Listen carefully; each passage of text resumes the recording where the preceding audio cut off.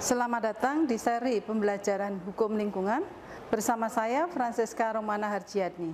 Pada kesempatan kali ini, saya akan menjelaskan mengenai prinsip-prinsip di dalam hukum lingkungan hidup. Ada 4 prinsip di dalam hukum lingkungan, yaitu polluter pays principle, precautionary principle, liability based on fault, dan asas strict liability. Untuk memperkaya materi pembelajaran, berikut ini adalah video wawancara saya dengan Profesor Dr. Edi Listiono, SHM-Hum, Guru Besar Hukum Lingkungan dari Fakultas Hukum Universitas 17 Agustus 1945, Semarang.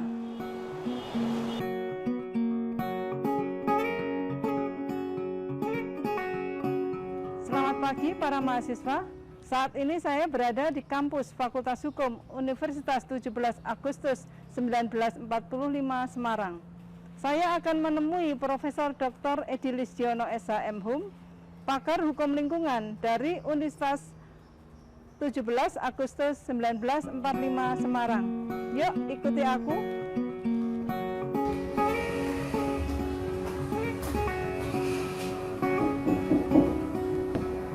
Ya. Baik. Selamat pagi, Pak. Pagi. Apa kabarnya? Alhamdulillah baik. Gimana kalau kita ngobrol-ngobrol tentang hukum lingkungan untuk mahasiswa kita? Baik, terima kasih. Nanti saya jelaskan apa yang diminta oleh Bu Dr. Siska berkaitan dengan hukum lingkungan. It's okay. Terima kasih, Ya. Prof, atas waktunya. Oke, sama-sama. Kita mulai nanti ya untuk Ya. ngobrol ya. Ya. Oke. Selamat pagi, Prof. Edi. Selamat pagi. Apa kabar? Alhamdulillah baik, sehat. Ya. Pada saat ini kita akan belajar bersama dengan mahasiswa mengenai salah satu prinsip dalam hukum lingkungan, Prof, Ya. yaitu asas polluter pays principle atau yang disebut dengan asas pencemar membayar. Ya. Prof. Edi mungkin bisa menjelaskan terkait dengan alasan kenapa asas ini ada gitu. Baik. Terima kasih Bu Dr. Siska dan para mahasiswa Fakultas Hukum dimanapun Anda berada. Hari ini Bu Dr. Siska meminta ataupun berkaitan dengan kuliah daring tentang hukum lingkungan. Tadi ditanyakan berkaitan dengan asas polluter pays principle atau yang disebut dengan prinsip membayar gitu ya, asas membayar. Dalam hukum lingkungan memang sebagai manusia ataupun siapapun yang hidup di Indonesia ini kan berkaitan dengan Undang-Undang Lingkungan Hidup. Yang pertama Undang-Undang 482, kemudian Undang-Undang 2397, yang sekarang diberlakukan Undang-Undang nomor 32 tahun 2009. Prinsip asas membayar itu memang siapapun sebagai orang ataupun badan hukum ataupun dia yang bertanggung jawab dalam kegiatan ketika melakukan satu usaha kegiatan, maka apabila dalam usaha yang dilakukan itu menimbulkan satu pencemaran, maka dia harus bertanggung jawab dalam hal adanya kerusakan ataupun adanya pencemaran yang dilakukannya. Tentu di dalam Undang-Undang nomor 2397, kemudian Undang-Undang 3 2009, di pasal 2 itu ada namanya asas tanggung jawab. Asas tanggung jawab yang dilakukan bagi siapapun dalam kegiatannya ketika kegiatan itu diduga dan barangkali terbukti nantinya, maka dia wajib membayar.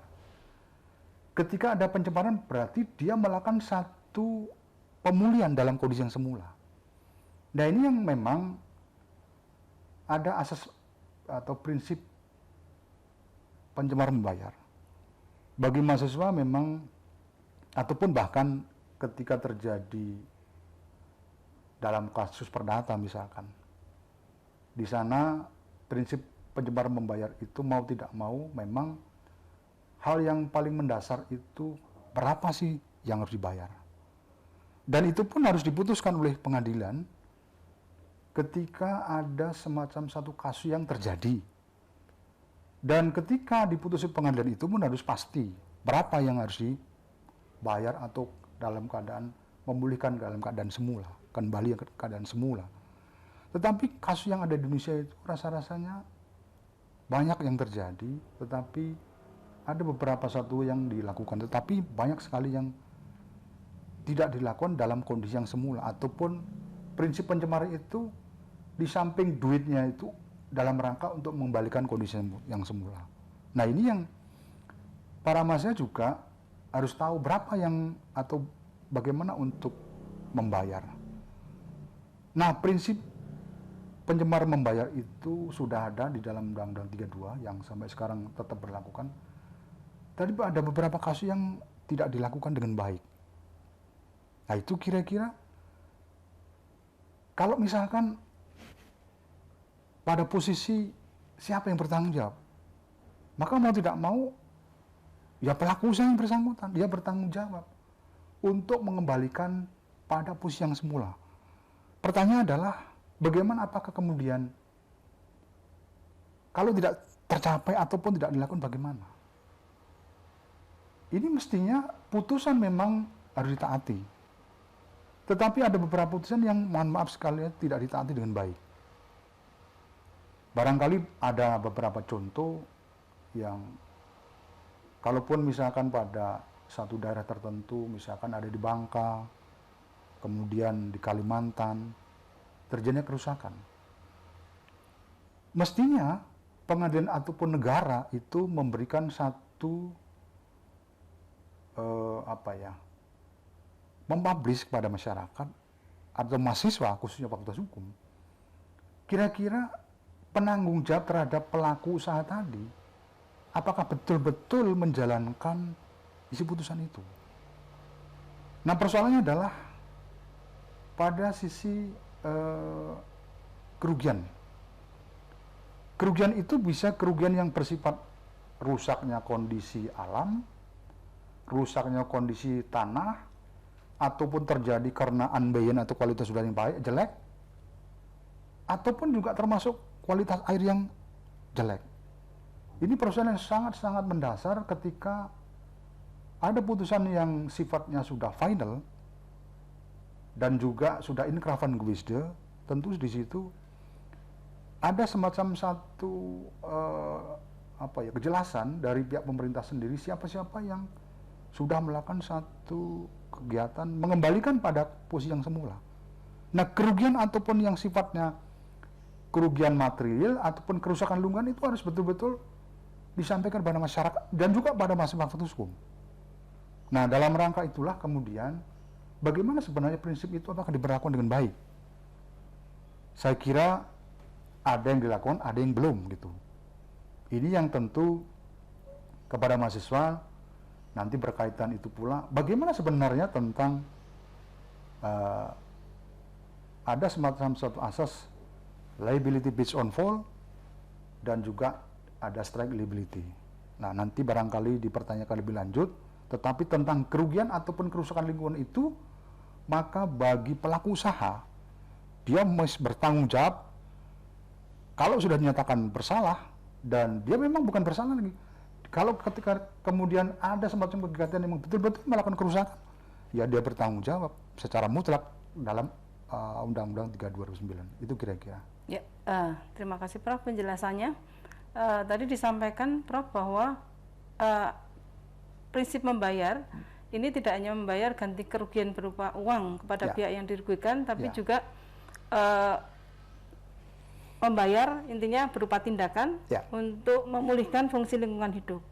Nah, kemudian dari kewajiban tadi ada yang tidak dilaksanakan, ada yang dilaksanakan ya Prof. Betul. Untuk yang tidak dilaksanakan itu kira-kira pihak yang memaksa atau pihak yang mendorong supaya itu dilaksanakan itu yang punya kewenangan itu sebenarnya siapa Prof? Nah begini, ada satu kalau misalkan satu putusan di pengadilan negeri gitu ya.